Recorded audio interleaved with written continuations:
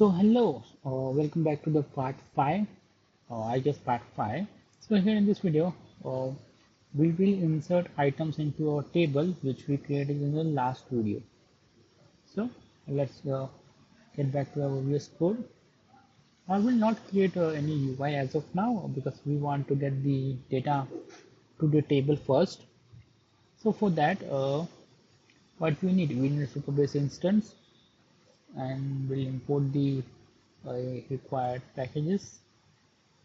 We are getting the Supabase instance from our Supabase uh, DB, and we'll create a small function to add items into our table. You can name that anything you want. I may name that add to do. So if you take a look into the documentation,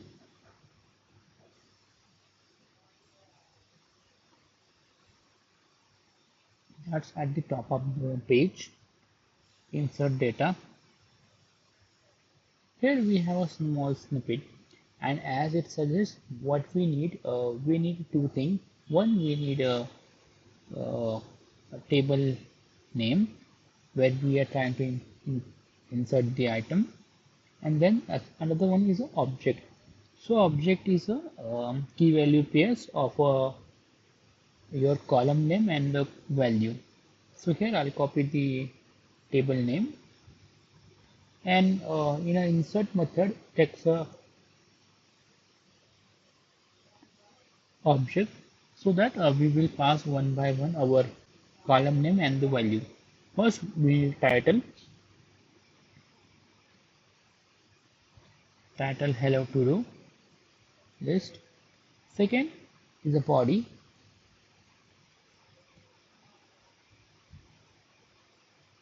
This is a body. And third one, it's a created by. I will insert that uh, as a one, but it will not, that's not a proper way. What we want to insert where user from their actual user ID. So in the auth section of documentation, we have a retriever user. Here, if you just copy this, you get the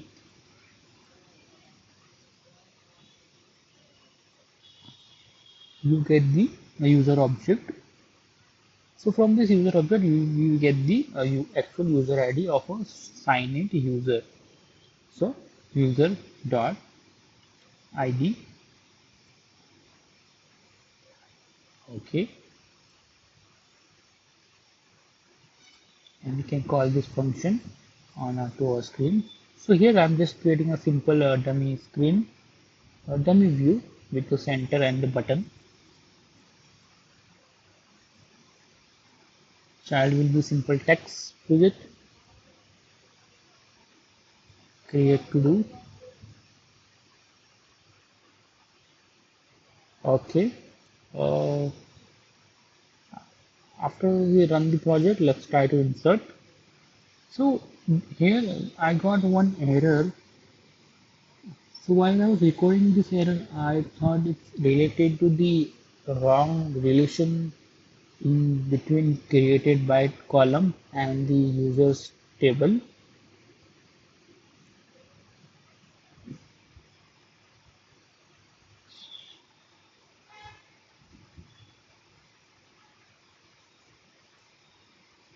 As you can see, it complains of bad request big int because the type does not match somehow.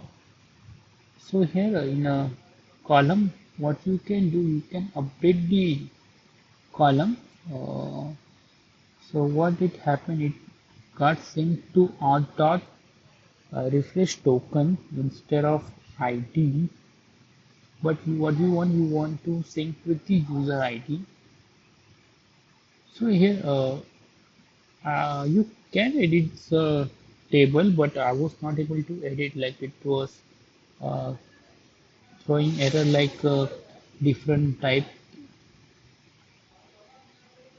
error.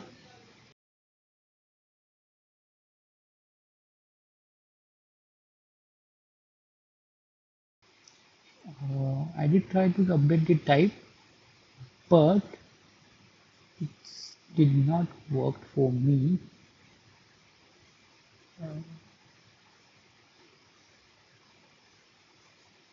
So instead, what I decided to do is just delete this column to keep things simple. Just delete this column, create a new column with the same key, and properly set the relation. So here I'll delete the column, drop column with cascade, and you can just create one more column. Okay, I'll name it created by,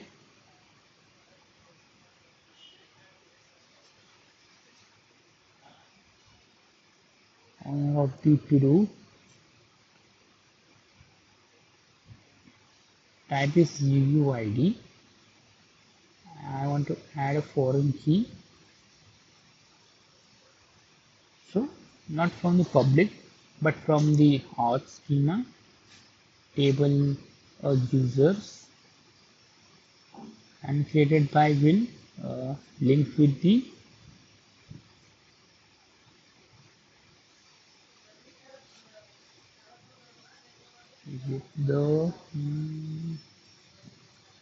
where it is ID.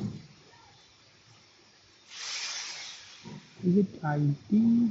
Yes, ID. And then we have created the uh, updated and created the table. Okay, so after our changes, let's see if we can add a new item. Let's tap on that. Uh, so it's we get the error about the security, and you may know why, because we need to add the low level security in order to insert items into this table. So let's select insert, and there are a few templates. For this, what I want only authenticated user to add items into this table. So yeah, enable insert for authenticated user only. So you can tap on that. It will autofill the template for you, and then save the policy.